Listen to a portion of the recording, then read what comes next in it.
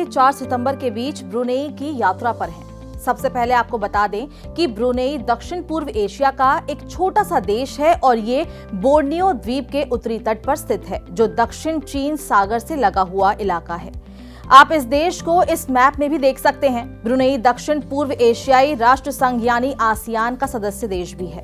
भारत के prime minister Narendra Modi की यात्रा खास इसलिए है क्योंकि ब्रुनेई का दौरा करने वाले नरेंद्र मोदी पहले भारतीय पीएम हैं। पीएम मोदी और ब्रुनेई के सुल्तान बोल्किया ने इससे पहले फिलीपींस में 2017 पूर्वी एशिया शिखर सम्मेलन के दौरान मुलाकात की थी।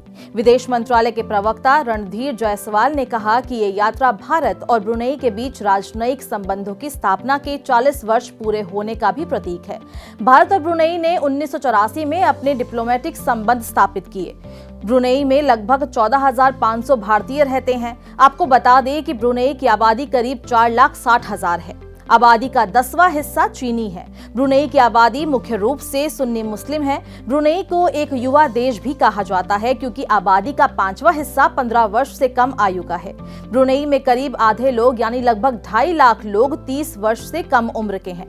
बीबीसी की एक रिपोर्ट के अनुसार ब्रुनेई के नागरिक कोई इनकम टैक्स नहीं देते। ब्रुनेई 2014 में पूर्वी एशिया का पहला ऐसा देश बना था जिसने अपने देश में शरिया कानून लागू किया था। ब्रुनेई के सुल्तान हसनल बोल्किया का नाम दुनिया के सबसे अमीर लोगों में गिना जाता है। उनका महल इस्ताना नुरुल इमान, जो कई एकड़ में फैला हुआ है और दुनिया के सबसे महंगे और आलीशान महल के तौर पर गिनीज वर्ल्ड रिकॉर्ड में दर्ज हो चुका है। इस महल में 22 कैरेट सोने का गुंबद बना हुआ है। कहा जाता है कि सुल्तान के इस महल में 1700 कमरे, 257 से ज्यादा बाथरूम, 110 गैरेज और 5 स्विमिंग पूल है।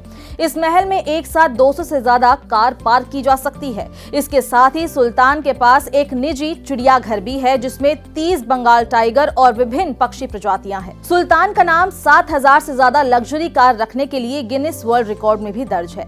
सुल्तान के पास एक प्राइवेट प्लेन बोइंग 747 भी है जिस पर भी सोने की परत चढ़ी हुई है और बताया जाता है कि उनके पास 30 अरब डॉलर से ज्यादा की संपत्ति है। उनकी आमदनी का ज्यादातर हिस्सा तेल और प्राकृतिक गैस भंडार से आता है।